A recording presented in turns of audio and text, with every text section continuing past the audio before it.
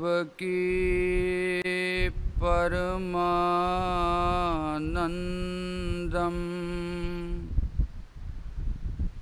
कृष्णं वंदे जगद्गुरुं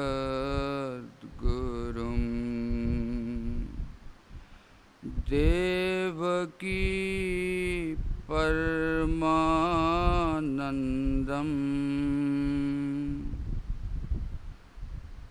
कृष्णं वंदे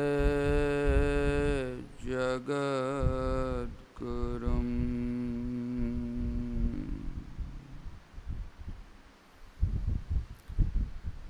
परम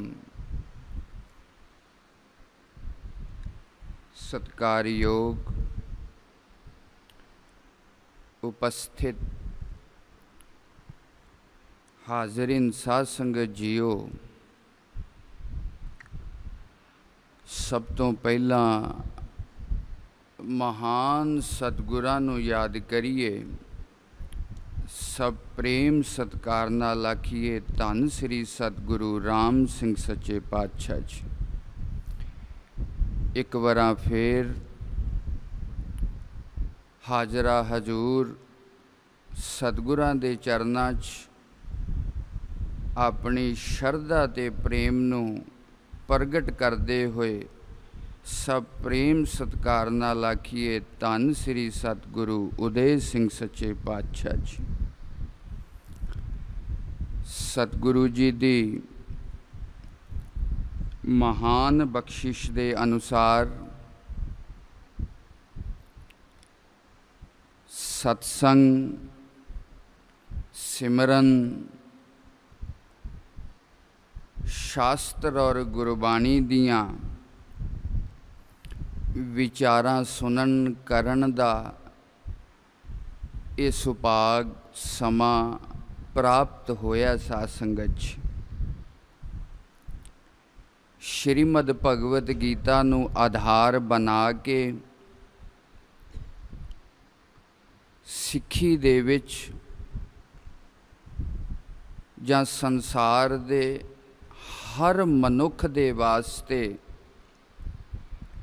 किस तरह उन्हें अपने जीवन नूं सफल बनाउणा है, उहदी विधि उहदी कला युक्ति इस ग्रंथ दे विच बयान कीती है। कर्म सुभाविक सब नूं करना पैंदा है, बिना कर्म कीतियां संसार दे विच गुजारा नहीं। कोई मजबूरी वश करदा है, कोई जरूरत वश करदा है, कोई अंतर प्रेरणा तो करदा है। सब नूं कर्म करना पैंदा है। कोई अपने वास्ते करदा है, कोई संसार दे भले दे वास्ते करदा है। कर्म सब करदे ने पैसा संगत च। भगवान कहते ने असक्तः सततम कर्म परम आचरण पुरुषा तस्मादासक्तः सततम कार्यम कर्म समाचरा असक्तो ही आचरण कर्म परम आपनोति पुरुषा। हे अर्जुन, आसक्ति तो रहित होके, ममता तो रहित होके जे तू कर्म करेंगा, उन्हां कर्मां दे नाल तेरे मन दे उत्ते लेप नहीं होएगा।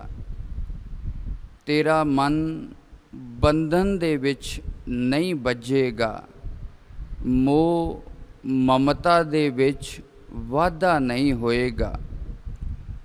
आसक्ति नूं छड्ड के कर्म कर, भाव अनासक्त हो के कर।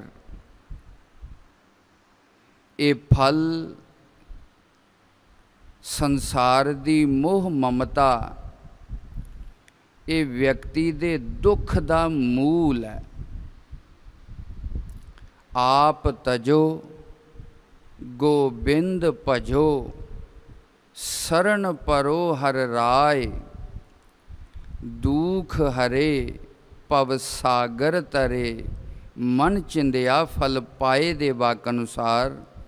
पातशाह कहते ने अपने अहंकार नूं, मोह ममता नूं छड्ड के कर्म कर, सिमरन कर, और अखीर च ये कर्म ये सिमरन शरण परो हर राय, उस परमात्मा नूं समर्पित कर दे, उहदी शरण दे विच चलिया जा।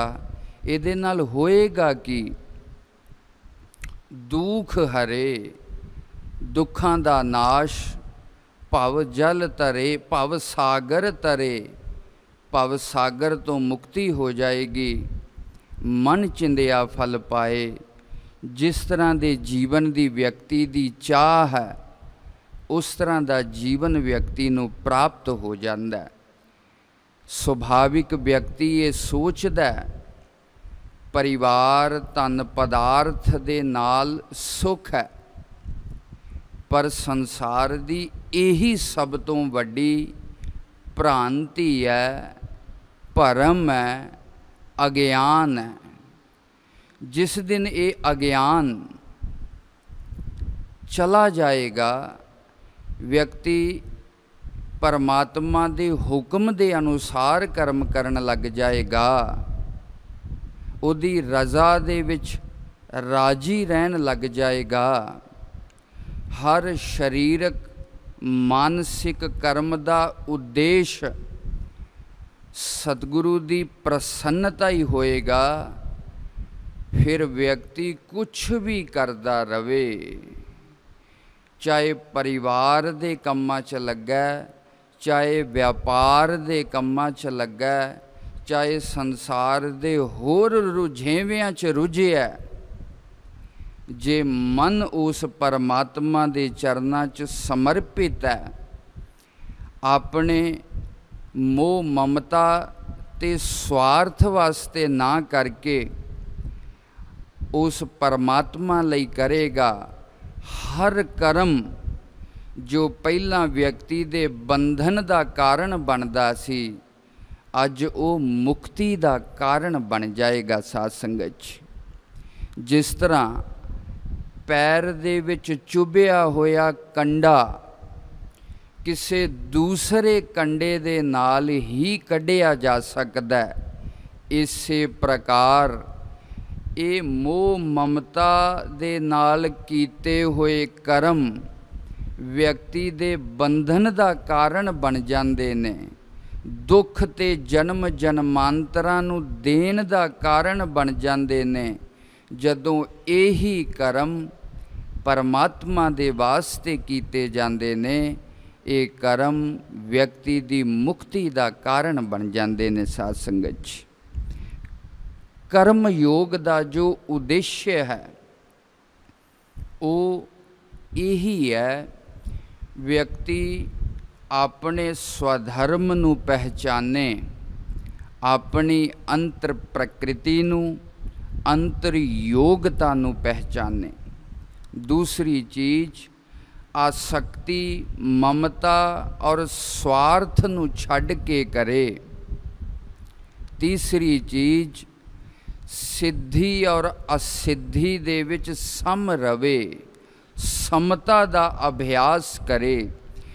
कर्म करना मनुख दा फर्ज है, फल उस परमात्मा दे हथ दे विच है। अगर फल परमात्मा दे हथ दे विच ना होवे, व्यक्ति अपनी मर्जी दे नाल फल पैदा कर सकदा होवे, जीवन दे विचों दुख खत्म होना चाहिए। असी जिंदगी च जो चाहुंदे आ, जिस तरह चाहुंदे आ, कित्थे मिलदा है, कित्थे मिलदा है। अगर किसी नूं संतान दी प्राप्ति नहीं, वो हर तरह का यतन करदा है गृहस्थ मार्ग की सफलता दे वास्ते संतान की प्राप्ति हो जावे।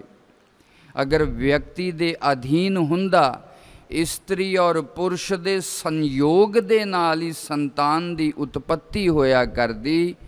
ਫਿਰ ਲੋਕ ਇਸ ਸੰਤਾਨ ਦੇ ਵਾਸਤੇ ਦਰ ਦਰ ਠੋਕਰਾਂ ਨਾ ਖਾਂਦੇ। ਜਿਹਨੂੰ ਸੰਤਾਨ ਪ੍ਰਾਪਤ ਹੋ ਜਾਂਦੀ ਹੈ, ਫਿਰ ਵਿਅਕਤੀ ਚਾਹੁੰਦਾ ਇਹ ਸਾਡੇ ਅਨੁਕੂਲ ਹੋਵੇ, ਸਾਡੇ ਹਿਸਾਬ ਨਾਲ ਹੋਵੇ, ਆਗਿਆਕਾਰੀ ਹੋਵੇ, ਸਾਨੂੰ ਸੁਖ ਦੇਣ ਵਾਲੀ ਹੋਵੇ। ਕਿੱਥੇ ਹੁੰਦੀ ਹੈ? ਕਿੰਨਾ ਵਿਅਕਤੀ ਪ੍ਰੇਮ ਕਰਦਾ, ਉਹਨਾਂ ਨੂੰ ਸਿੱਖਣ ਪ੍ਰਸ਼ਿਕਸ਼ਣ ਦੇਣ ਦਾ ਯਤਨ ਕਰਦਾ, ਆਪਣੀ ਹੈਸੀਅਤ ਤੋਂ ਵੱਧ ਬੱਚਿਆਂ ਦੇ ਵਾਸਤੇ ਕਰਦਾ, ਔਰ ਹਮੇਸ਼ਾ ਇਹੀ ਪ੍ਰਯਾਸ ਪਰਮਾਤਮਾ ਅੱਗੇ ਅਰਦਾਸ ਕਰਦਾ ਇਹ ਚੰਗੇ ਬਣ ਜਾਣ। ਪਰ ਫਿਰ ਵੀ ਪਤਾ ਨਹੀਂ ਲੱਗਦਾ, ਸੰਤਾਨ ਜਿਹਦੇ ਤੋਂ ਸੁਖ ਦੀ ਆਸ਼ਾ ਸੀ ਉਹ ਦੁੱਖ ਦਾ ਕਾਰਨ ਬਣ ਜਾਂਦੀ ਹੈ। ਸਾਧ ਸੰਗਤ ਜੀ, ਭਾਵ ਅਗਰ ਇਹ ਜੀਵਨ ਦਾ ਫਲ ਸੁਖ ਵਿਅਕਤੀ ਦੇ ਅਧੀਨ ਹੁੰਦਾ, ਫਿਰ ਵਿਅਕਤੀ ਸੁਖੀ ਹੋ ਜਾਣਾ ਚਾਹੀਦਾ ਸੀ ਨਾ। ਜੇ ਵਿਅਕਤੀ ਦੇ ਮਨ ਮਰਜ਼ੀ ਦੇ ਨਾਲ ਉਹਦੀ ਪਰਿਸਥਿਤੀਆਂ ਦਾ ਨਿਰਧਾਰਨ ਹੁੰਦਾ, ਵਿਅਕਤੀ ਨੂੰ ਸੁਖੀ ਹੋ ਜਾਣਾ ਚਾਹੀਦਾ ਸੀ। ਪਰ ਸੰਸਾਰ ਦੇ ਵਿੱਚ ਗੁਰੂ ਨਾਨਕ ਨੇ ਤੇ ਇੱਕੋ ਹੀ ਸ਼ਬਦ ਦੇ ਵਿੱਚ ਗੱਲ ਮੁਕਾ ਦਿੱਤੀ ਹੈ, ਨਾਨਕ ਦੁਖੀਆ ਸਭ ਸੰਸਾਰ। ਦੁਨੀਆ ਤੇ ਕਿਸੇ ਨੂੰ ਫੋਲ ਕੇ ਤੇ ਵੇਖ ਲਈਏ, ਕਿਸੇ ਕੋਲ ਘਰ ਨਹੀਂ, ਜਿਹਦੇ ਕੋਲ ਘਰ ਹੈ ਉਹਦਾ ਪਰਿਵਾਰ ਨਹੀਂ, ਜਿਹਦਾ ਪਰਿਵਾਰ ਹੈ ਉਹ ਆਗਿਆਕਾਰੀ ਨਹੀਂ, ਜਿਹਦਾ ਆਗਿਆਕਾਰੀ ਹੈ ਉਹਦਾ ਕਾਰੋਬਾਰ ਨਹੀਂ ਚੱਲਦਾ, ਜਿਹਦਾ ਕਾਰੋਬਾਰ ਚੱਲਦਾ ਉਹਦੀ ਸਿਹਤ ਨਹੀਂ ਕੰਮ ਕਰਦੀ, ਜਿਹਦੀ ਸਿਹਤ ਕੰਮ ਕਰਦੀ ਹੈ ਉਹਨੂੰ ਸੰਸਾਰ 'ਚ ਮਾਨ सम्मान ਨਹੀਂ ਮਿਲਦਾ। ਚਾਰੋਂ ਤਰਫ ਦ੍ਰਿਸ਼ਟੀ ਤੇ ਘੁਮਾ ਕੇ ਵੇਖੀਏ, ਅਪੂਰਨਤਾ, ਅਸੰਤੁਸ਼ਟੀ, ਦੁੱਖ ਵਿਅਕਤੀ ਦੇ ਨਾਲ ਲੱਗਿਆ ਹੀ ਪਿਆ। ਸਾਧ ਸੰਗਤ ਜੀ, ਲੱਗਿਆ ਹੀ ਪਿਆ। ਔਰ ਖਿਮਾ ਰੱਖਣਾ, ਇੱਕ ਨਾਸਤਿਕ ਵਿਅਕਤੀ ਜਿਹੜਾ ਧਰਮ ਨੂੰ ਔਰ ਪਰਮਾਤਮਾ ਨੂੰ ਨਹੀਂ ਮੰਨਦਾ, ਉਹਦੇ ਜ਼ਿੰਦਗੀ ਦੇ ਵਿੱਚ ਦੁੱਖ ਵੇਖੀਏ, ਅਪੂਰਨਤਾ ਵੇਖੀਏ ਤੇ ਗੱਲ ਸਮਝ ਦੇ ਵਿੱਚ ਆਉਂਦੀ ਹੈ ਇਹ ਧਰਮ ਨੂੰ ਨਹੀਂ ਮੰਨਦਾ, ਪਰਮਾਤਮਾ ਨੂੰ ਨਹੀਂ ਮੰਨਦਾ। ਸ਼ਾਇਦ ਇਸ ਕਰਕੇ ਇਹਦੇ ਹਾਲਾਤ ਇਸ ਤਰ੍ਹਾਂ ਦੇ ਨੇ। ਪਰ ਜਿਹੜੇ ਅਸੀਂ ਧਰਮ ਨੂੰ ਮੰਨਦੇ ਹਾਂ, ਪਰਮਾਤਮਾ ਤੇ ਆਸਥਾ ਰੱਖਦੇ ਹਾਂ, ਫਿਰ ਵੀ ਇਹ ਅਪੂਰਨਤਾ, ਇਹ ਸੰਸਾਰ ਦੇ ਦੁੱਖ ਨਹੀਂ ਜਾਂਦੇ। ਸਾਧ ਸੰਗਤ ਜੀ, ਨਹੀਂ ਜਾਂਦੇ। ਪਰਮਾਤਮਾ ਨੇ ਸੰਸਾਰ ਦੀ ਰਚਨਾ ਹੀ ਇਸ ਤਰ੍ਹਾਂ ਦੀ ਕੀਤੀ ਹੈ, ਸਭ ਕੁਝ ਆਪਣੇ ਅਧੀਨ ਤੇ ਹੁਕਮ ਦੇ ਵਿੱਚ ਰੱਖਿਆ। ਕਿੰਨਾ ਵੀ ਵਿਅਕਤੀ ਯਤਨ ਕਰਦਾ ਜਾਏ,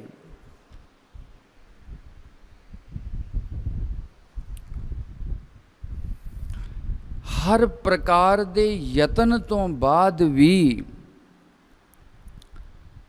ਜੀਵਨ ਸੁਖੀ ਨਹੀਂ ਬਣਦਾ, ਵਿਵਸਥਿਤ ਨਹੀਂ ਬਣਦਾ, ਕੋਈ ਨਾ ਕੋਈ ਕਮੀ ਨਿਕਲ ਹੀ ਜਾਂਦੀ ਹੈ। ਸਾਧ ਸੰਗਤ ਜੀ, ਇਸ ਕਰਕੇ ਗੁਰਬਾਣੀ ਔਰ ਭਗਵਤ ਗੀਤਾ ਇਹ ਕਹਿੰਦੀ ਹੈ, ਤੂੰ ਪ੍ਰਾਣੀ ਕਰਮ ਕਰ, ਫਲ ਦੀ ਇੱਛਾ ਨਾ ਰੱਖ, ਕਿਉਂਕਿ ਇਹ ਜੋ ਫਲ ਹੈ ਇਹ ਪਰਮਾਤਮਾ ਦੇ ਅਧੀਨ ਹੈ, ਇਹਨੂੰ ਦੇਣ ਵਾਲਾ ਪਰਮਾਤਮਾ।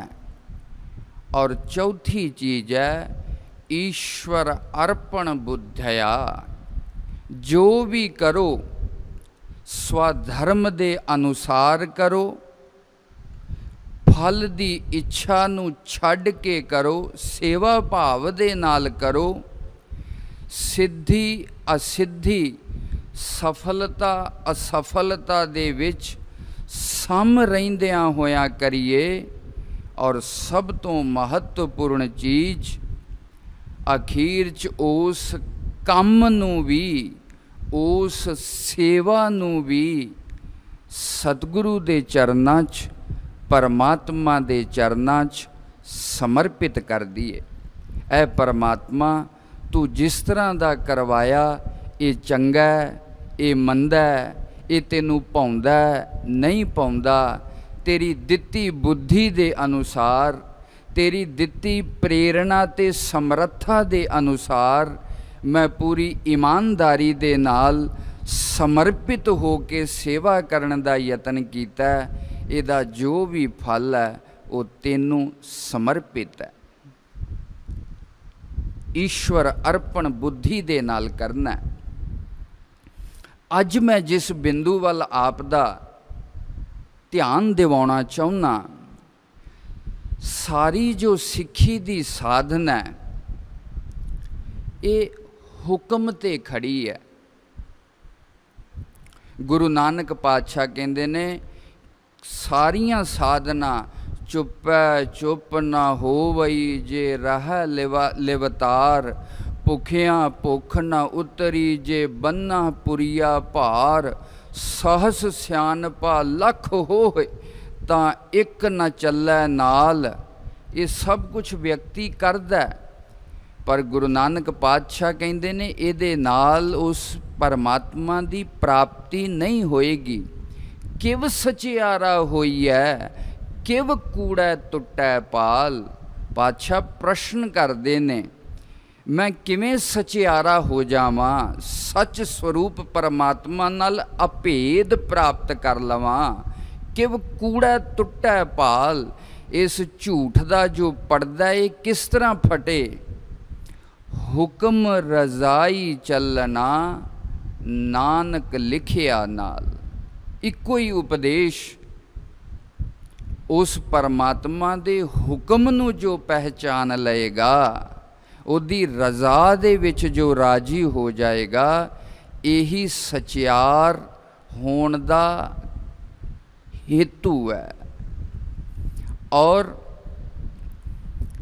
आखिर इस गृहस्थ धर्म दे विच रहिंदियां गुरु गोबिंद सिंह सच्चे पातशाह कहंदे ने रे मन ऐसो कर सन्यासा, बन में सदन सबै कर समझो, मन ही माहे उदासा।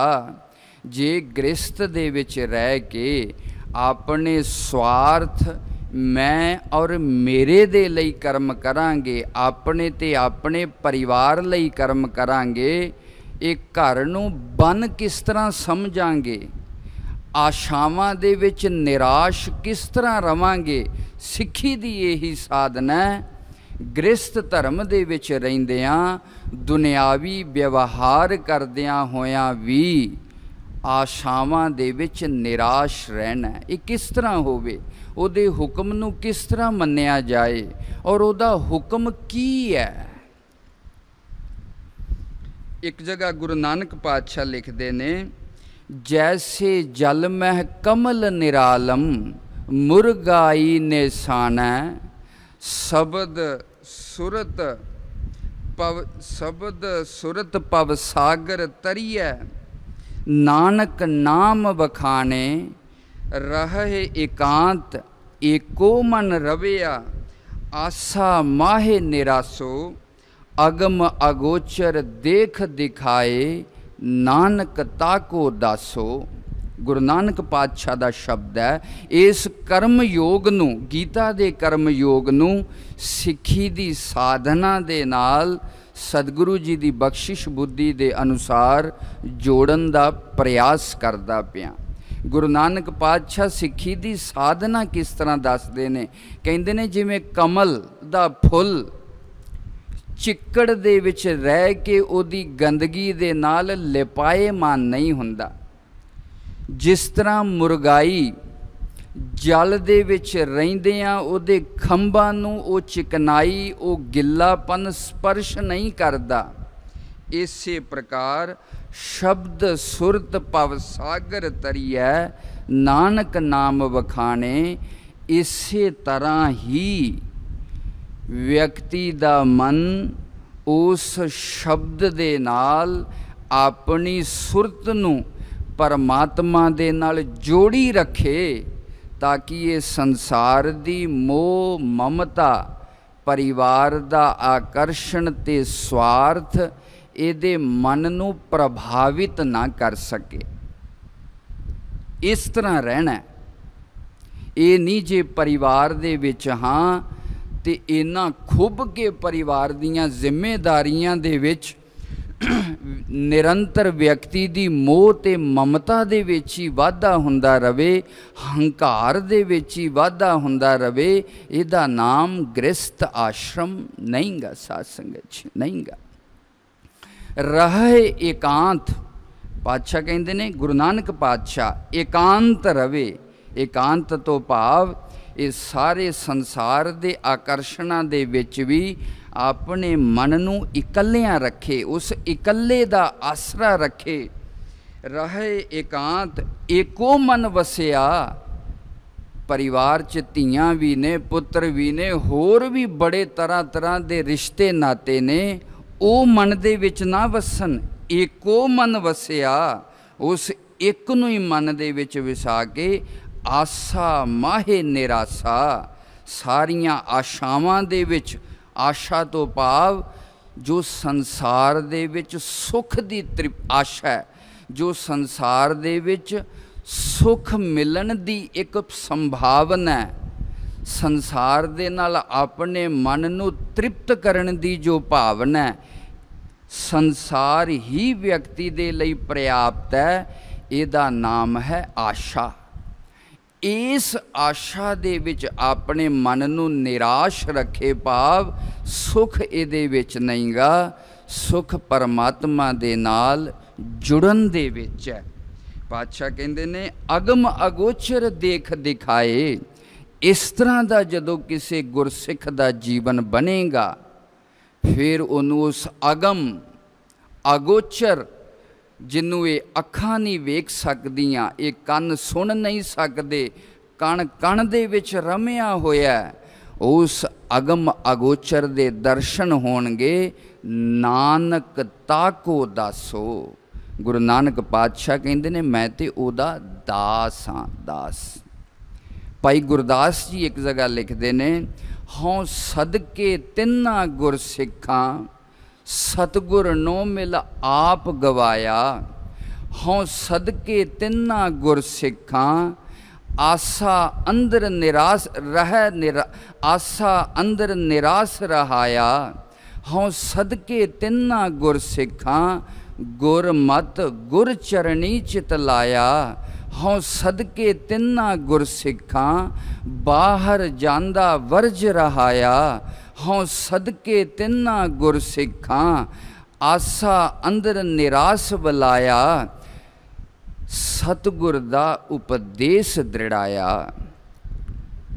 ਗੁਰਸਿੱਖੀ ਦੀ ਸਾਧਨਾ ਭਾਈ ਗੁਰਦਾਸ ਕਹਿੰਦੇ ਨੇ, ਮੈਂ ਉਹਦੇ ਤੋਂ ਸਦਕੇ ਜਾਨਾ ਜਿਹਨੇ ਸਤਿਗੁਰੂ ਨੂੰ ਪ੍ਰਾਪਤ ਕਰਕੇ ਆਪਣੇ ਆਪ ਦਾ ਅਹੰਕਾਰ ਤਿਆਗ ਦਿੱਤਾ, ਮਾਣ ਛੱਡ ਦਿੱਤਾ। ਹਉ ਸਦਕੇ ਤਿੰਨਾ ਗੁਰ ਸਿੱਖਾਂ, ਰਹਿਣ ਉਦਾਸੀ ਅੰਦਰ ਮਾਇਆ। ਜਿਹੜੇ ਮਾਇਆ ਦੇ ਵਿੱਚ ਉਦਾਸ ਰਹਿੰਦੇ ਨੇ, ਮੈਂ ਉਹਨਾਂ ਤੋਂ ਸਦਕੇ ਜਾਣਾ ਜਿਨ੍ਹਾਂ ਨੇ ਗੁਰੂ ਦੀ ਮੱਤ ਨੂੰ ਧਾਰਨ ਕਰਕੇ ਸਤਿਗੁਰੂ ਦੇ ਚਰਨਾਂ ਦੇ ਵਿੱਚ ਆਪਣੇ ਚਿੱਤ ਨੂੰ ਲਾ ਲਿਆ। ਮੈਂ ਉਹਨਾਂ ਦੇ ਸਦਕੇ ਜਾਣਾ ਜਿਨ੍ਹਾਂ ਨੇ ਆਪਣੇ ਮਨ ਔਰ ਇੰਦਰੀਆਂ 'ਤੇ ਨਿਯੰਤਰਿਤ ਕਰਕੇ ਇਕਾਗਰਤਾ ਧਾਰਨ ਕੀਤੀ ਹੈ। ਮੈਂ ਉਹਨਾਂ ਦੇ ਸਦਕੇ ਜਾਣਾ ਜਿਨ੍ਹਾਂ ਨੇ ਆਪਣੀ ਆਸ਼ਾ ਦੇ ਵਿੱਚ ਨਿਰਾਸ਼ਾ ਦਾ ਜੀਵਨ ਬਤੀਤ ਕਰਦੇ ਨੇ। ਨਿਰਾਸ਼ਾ ਤੋਂ ਭਾਵ, ਮੈਂ ਹੋਰ ਸਪਸ਼ਟ ਕਰਦਾ, ਇੱਕ ਨਿਰਾਸ਼ਾ ਉਹ ਹੁੰਦੀ ਹੈ ਕੋਈ ਆਪਣੇ ਮਨ ਮੁਤਾਬਿਕ ਕੰਮ ਨਾ ਹੋਵੇ, ਵਿਅਕਤੀ ਨਿਰਾਸ਼ ਹੋ ਜਾਂਦਾ। ਕਿਤੇ ਅਸਫਲਤਾ ਮਿਲੇ, ਵਿਅਕਤੀ ਨਿਰਾਸ਼ ਹੋ ਜਾਂਦਾ। ਆਪਣੇ ਦੁੱਖ ਮਿਲਣ, ਵਿਅਕਤੀ ਨਿਰਾਸ਼ ਹੋ ਜਾਂਦਾ। ਆਪਣੇ ਧੋਖਾ ਦੇ ਜਾਣ, ਵਿਅਕਤੀ ਨਿਰਾਸ਼ ਹੋ ਜਾਂਦਾ। ਇੱਥੇ ਨਿਰਾਸ਼ਾ ਤੋਂ ਭਾਵ ਹੈ ਵੈਰਾਗ। ਇੱਥੇ ਨਿਰਾਸ਼ਾ ਤੋਂ ਭਾਵ ਹੈ ਤਿਆਗ। ਜਿਹੜਾ ਤਿਆਗਮਈ ਜੀਵਨ ਜਿਉਂਦਾ, ਜਿਨ੍ਹਾਂ ਨਾਲ ਸਰੀਰ ਮਨ ਦੀ ਰੱਖਿਆ ਹੋ ਸਕੇ, ਆਪਣਾ ਤੇ ਆਪਣੇ ਪਰਿਵਾਰ ਦੀ ਪਾਲਣਾ ਹੋ ਸਕੇ, ਉਸ ਤੋਂ ਵੱਧ ਲੋਭ ਲਾਲਚ ਨਾ ਕਰੇ। वैराग तो भाव है इस संसार दे विच रहिंदियां होयां भी मन उस परमात्मा नाल जोड़ी रखे, संसार दे प्रति ओदी असत बुद्धि हो जावे, संसार दे प्रति एक मिथ्या भावना बन जावे, इहदा नाम है विराग। भाई गुरदास जी कहते ने मैं उन्हां दे सदके जाना जिहड़े आसा दे विच निराश रहिंदे ने। सतगुर दा उपदेश दृढ़ाया, यही सतगुरु दा उपदेश है। कहन तो भाव मन की मत त्यागो हर जन, हुक्म बूझ सुख पाइयै रे, जो प्रभ करै सो भल मानियै, हिकमत हुक्म चुकाइए रे। इस तरह कुछ शब्द की भ्रांति हो रही है। भाव अपने मन की मत नूं छड्ड के हौमै दा त्याग करके सुख दुख दे विच उस परमात्मा नूं ध्याउणा चाहीदा। कहन तो भाव ये कर्म योग सिੱਖੀ दी ही साधन है। व्यक्ति नूं सारी गुरबाणी ये कहती है हुक्म दे अनुसार चल, संसार च रहिंदियां भी कमल ते मुरगाई दी तरह लिपाए मान ना हो, अपने मन नूं उस परमात्मा दे नाल जोड़ के रख। ये हो क्यों नहीं पाउंदा? साफ समझ आउंदी है सतगुरु जी दे उपदेश दे द्वारा, पर फिर भी मन इस गल ते आउंदा क्यों नहीं? क्योंकि मन दे अंदर वो प्रेम नहीं बनता। असी अपने ते अपने परिवार वास्ते क्यों करते हैं दिन रात? क्योंकि असी उन्हों अपना समझते हैं। मैं उन्हां दा, वो मेरे ने।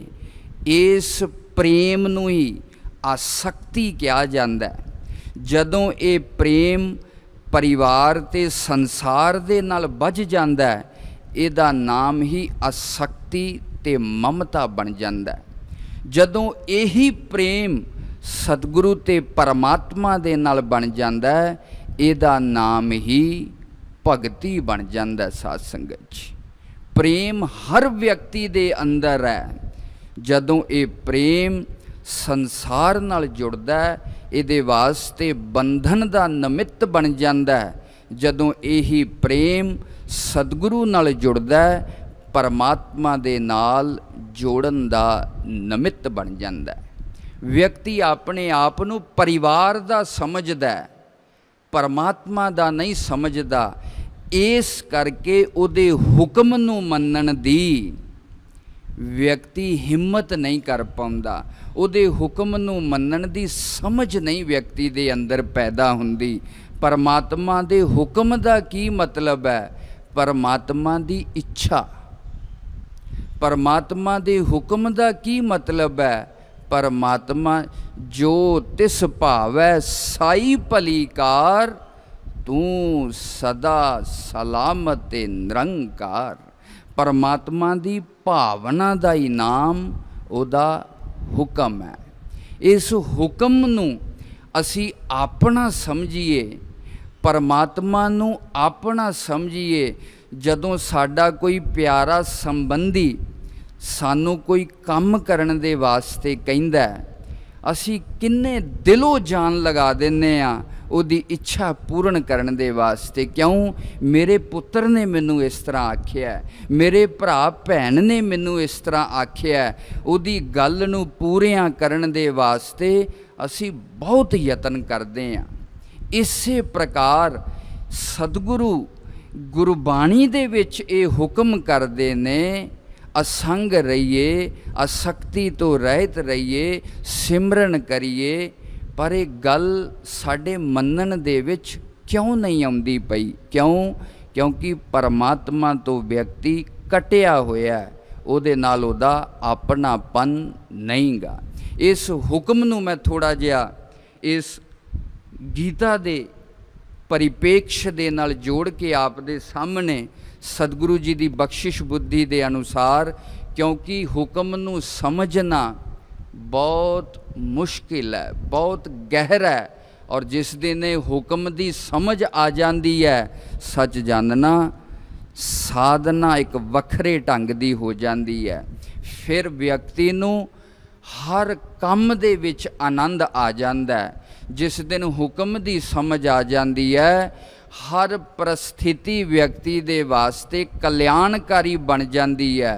हर सुख हर दुख व्यक्ति दे वास्ते सुखमय बन जाता है, जिस दिन ये हुक्म समझ दे विच आ जाता है। साध संगत जी, इहो जगत ममता मूआ, जीवन की बिद नाहे, गुर कै भाण जो चलै तां जीवन पदवी पाहे।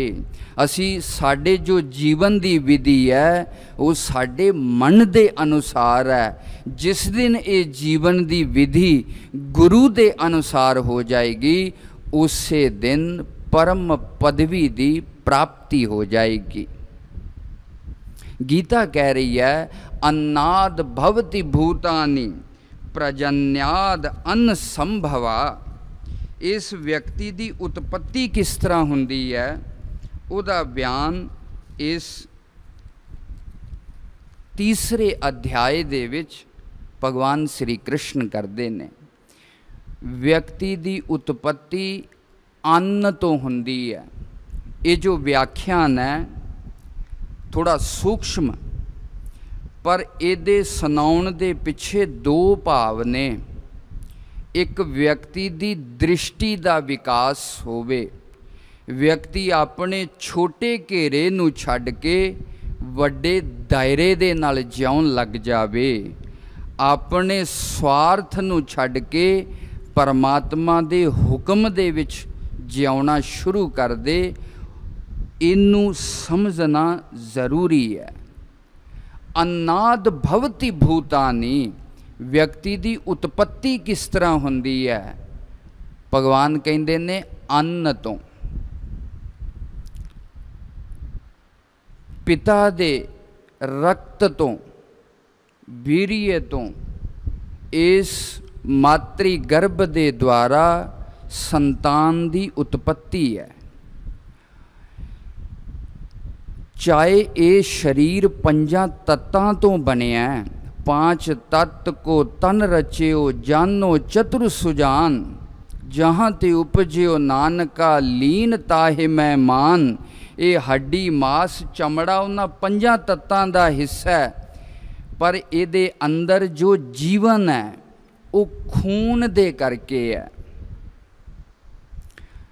ये खून जो बनता है इस अन्न तो बनता है। ये हड्डी मांस भी जिस तरह का भोजन व्यक्ति करता है उहदे तो बनता है। भाव ये अन्न की पैदाइश है। मनुख अन्न तो ही पैदा हुंदा है, अन्न खा के ही जीवित रहिंदा है। अन्न तो बिना इहदा जीवन संभव नहीं है।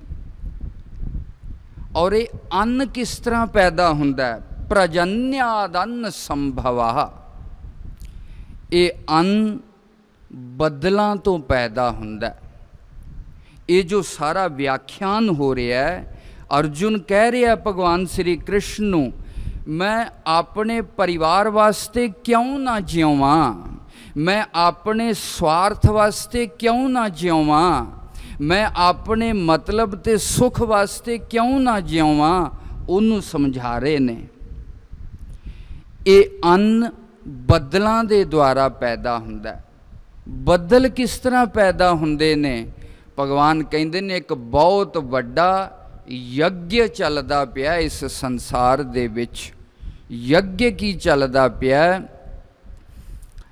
ये आसमान, ये आकाश यज्ञ कुंड है जिहदे विच हवन कीता जांदा है। जिंदगी नूं स्पिरिचुअल ते कॉस्मिक लाइफ दे नाल जोड़ के वेखना। ये व्यक्ति इकल्ला नहीं, ये एक समग्र सत्ता दा अंश है। ये इस गल तो पता लगेगा, फिर व्यक्ति समर्पित होएगा। ये आकाश हवन कुंड है और ये पृथ्वी उस हवन कुंड दे विच घ्यो दा बर्तन है।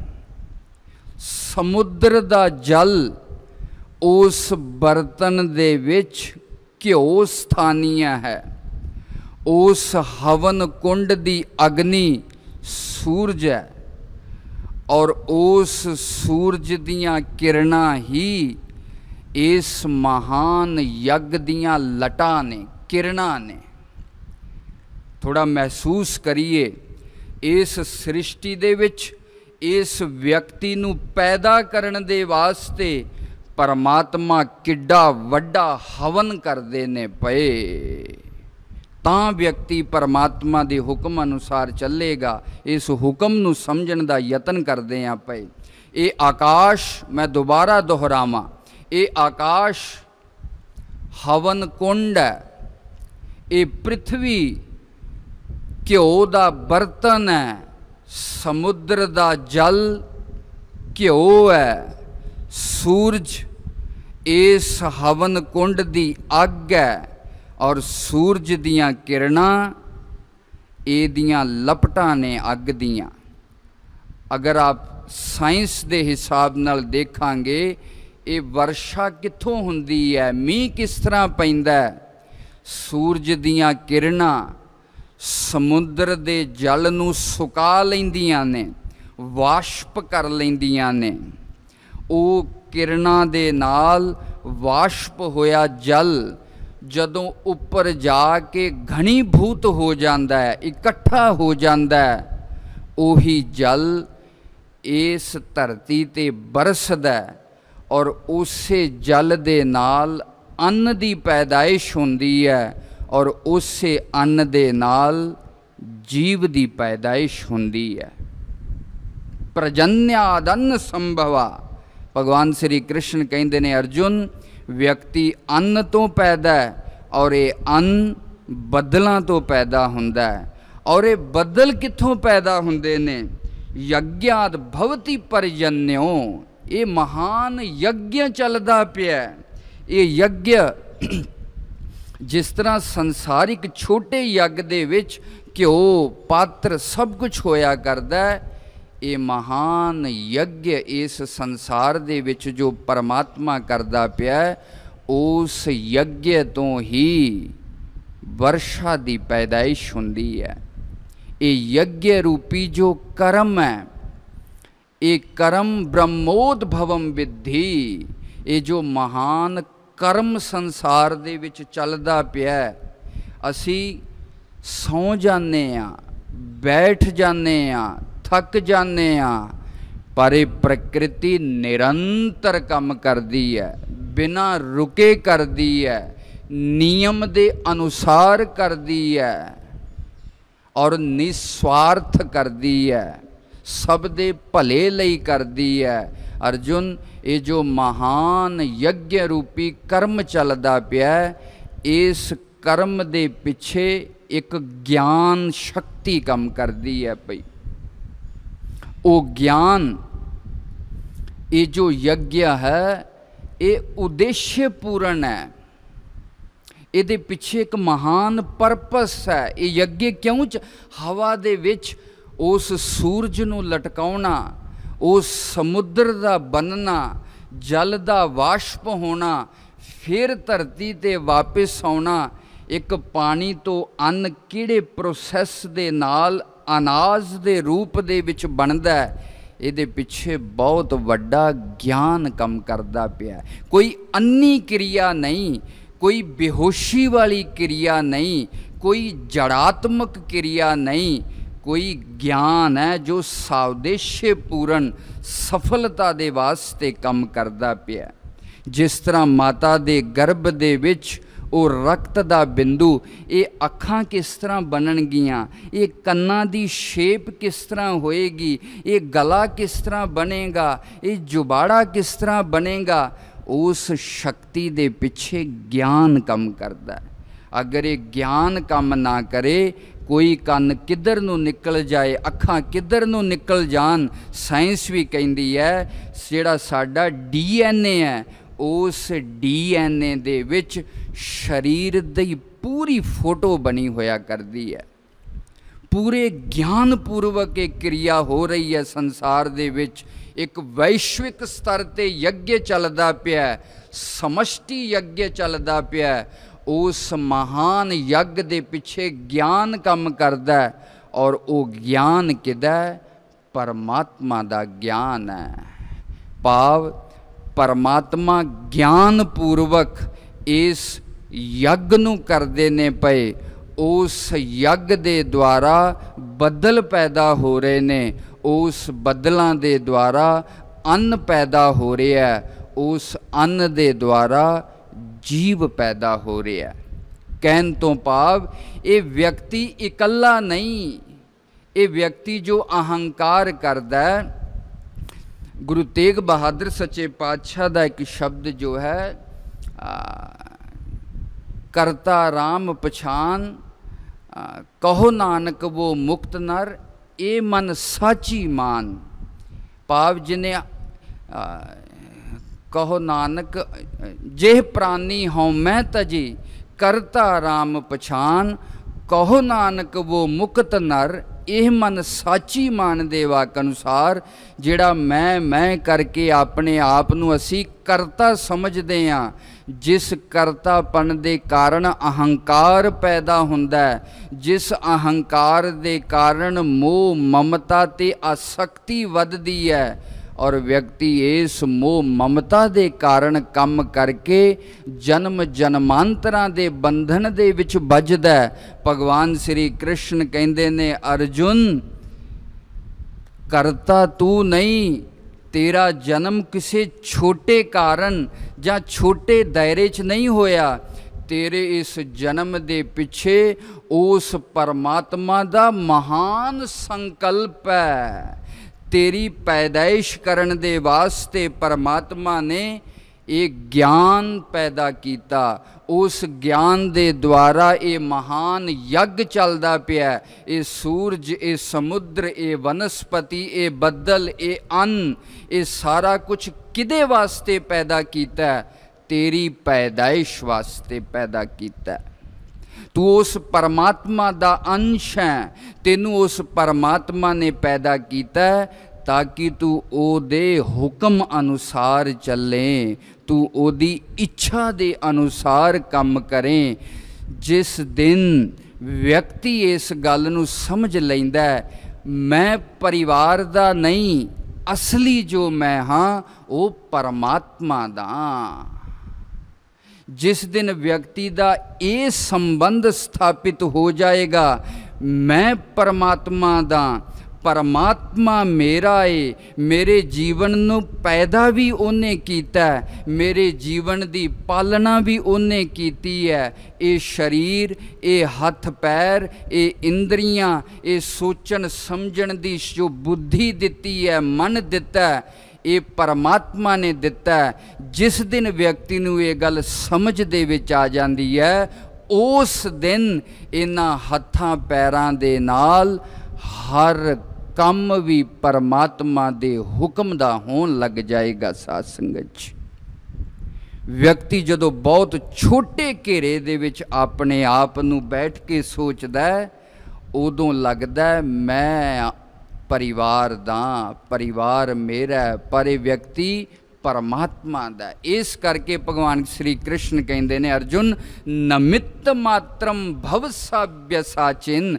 अर्जुन, ये सारियां नू पैदा करने वाला मैं हाँ, मारन वाला मैं हाँ, तू ते केवल मेरा नमित्त बनना है। इस संसार लीला दा, इस संसार नाटक दा तू मेरा केवल पात्र बनना है।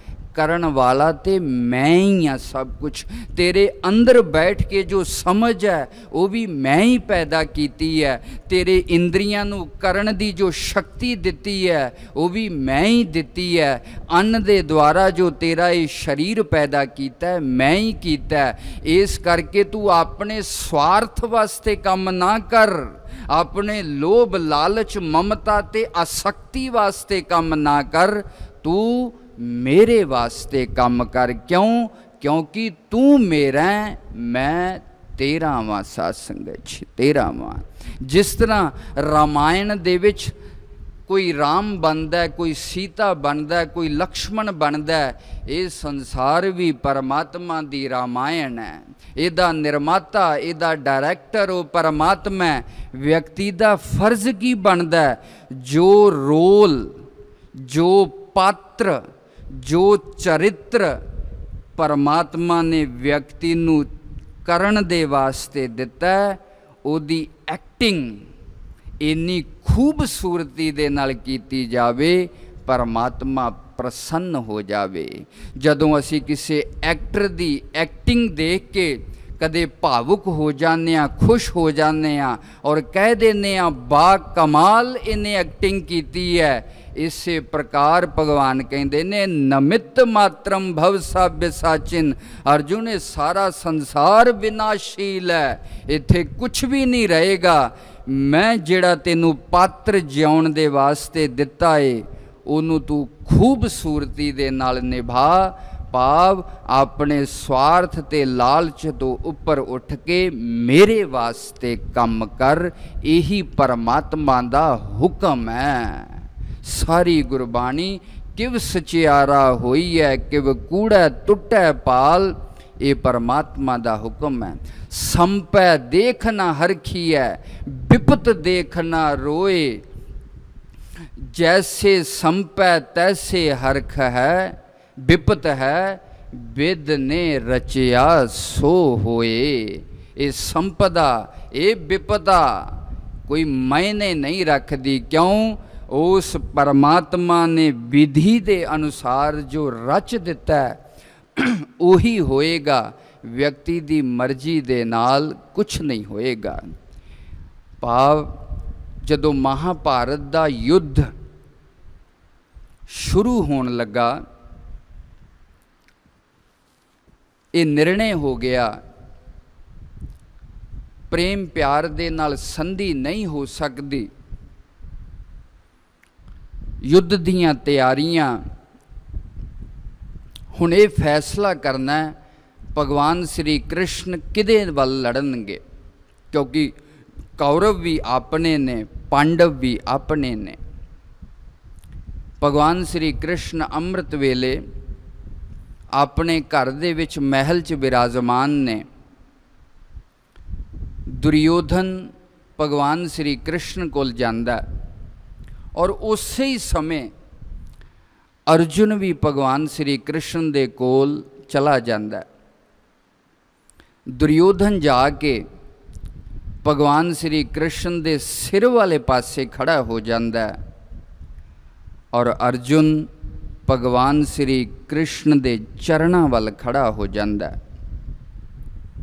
दोनों नूं आउण दा कारण पुछया, कहंदे महाराज युद्ध तय हो गया, हुण ये देखना आप और आप दी द्वारका दी नारायणी सेना किदे पक्ष दे विच लड़ेगी। भगवान श्री कृष्ण कहंदे ने मैं युद्ध दे विच शस्त्र नहीं उठावांगा, जां मैनू मंग लिया जावे जां मेरी सेना नू मंग लिया जावे।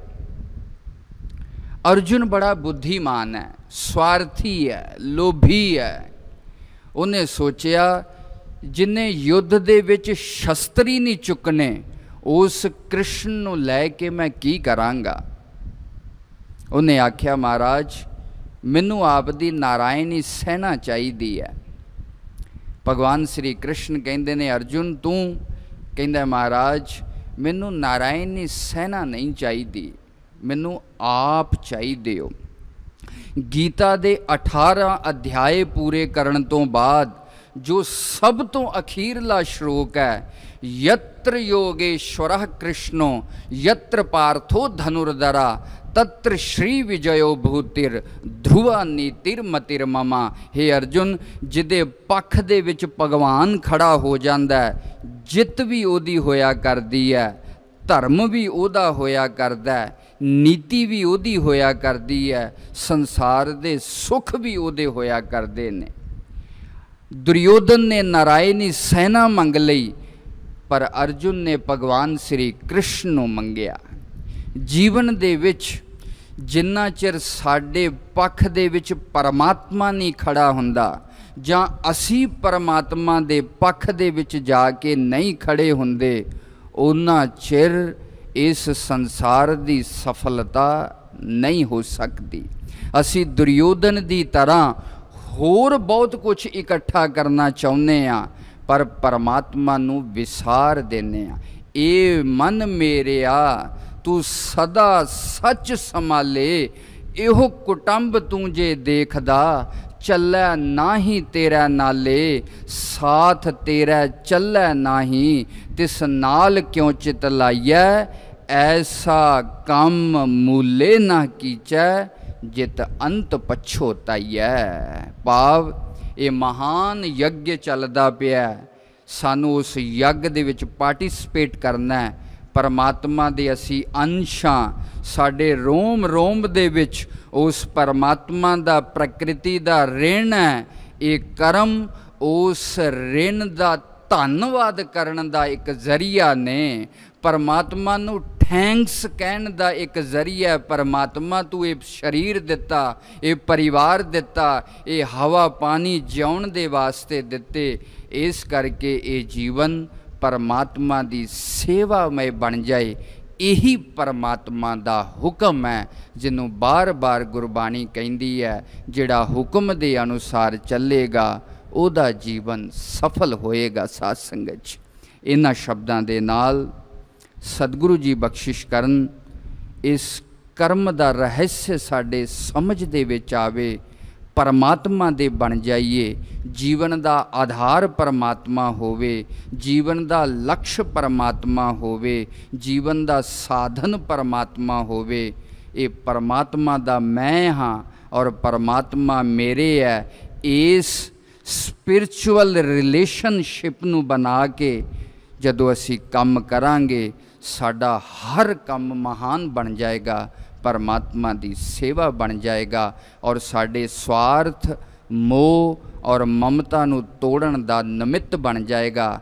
ਅਗਰ ਕੋਈ ਪਰਿਵਾਰ 'ਚ ਰਹਿੰਦਾ, ਇਹ ਸੋਚੇ ਮੈਂ ਬੱਚਿਆਂ ਨੂੰ ਚੰਗੀ ਸਿੱਖਿਆ ਦੇਣੀ ਹੈ, ਇਹੀ ਪਰਮਾਤਮਾ ਨੇ ਮੇਰੀ ਸੇਵਾ ਲਾਈ ਹੈ। ਚੰਗੇ ਬੱਚੇ ਪੈਦਾ ਹੋਣਗੇ, ਚੰਗੇ ਸਮਾਜ ਦੀ ਸਿਰਜਣਾ ਹੋਏਗੀ, ਚੰਗਾ ਸਮਾਜ ਹੋਏਗਾ, ਦੁਨੀਆ ਚੰਗੀ ਬਣੇਗੀ। ਕੋਈ ਜਿੱਥੇ ਵੀ ਹੈ ਦੁਕਾਨ ਚਲਾਉਂਦਾ, ਉਹ ਵੀ ਇਹੀ ਸੋਚੇ ਪਰਮਾਤਮਾ ਨੇ ਮੈਨੂੰ ਇਹ ਸੇਵਾ ਦਿੱਤੀ ਹੈ। ਕੋਈ ਕਥਾ ਕੀਰਤਨ ਕਰਦਾ, ਪਰਮਾਤਮਾ ਨੇ ਮੇਰੇ ਤੋਂ ਇਹ ਸੇਵਾ ਲੈਣੀ ਹੈ। ਕੋਈ ਵੀ ਇਤਿਹਾਸ 'ਚ ਤੇ ਇਸ ਤਰ੍ਹਾਂ ਦਾ ਜ਼ਿਕਰ ਆਉਂਦਾ, ਇੱਕ ਵਿਆਦ ਦੀ ਕਥਾ ਆਉਂਦੀ ਹੈ, ਜਿਹੜਾ ਮਾਸ ਵੇਚਦਾ, ਉਹ ਮਾਸ ਵੀ ਪਰਮਾਤਮਾ ਦੀ ਸੇਵਾ ਬਣ ਜਾਂਦਾ। ਭਾਵ ਜਿਸ ਵੀ ਕੰਮ 'ਤੇ ਉਹਨੂੰ ਸੇਵਾ ਬਣਾ ਕੇ ਕਰੀਏ। ਇਹਨਾਂ ਸ਼ਬਦਾਂ ਦੇ ਨਾਲ ਖਿਮਾ ਦਾ ਜਾਚਕ। ਸਤਿ ਸ੍ਰੀ ਅਕਾਲ ਜੀ।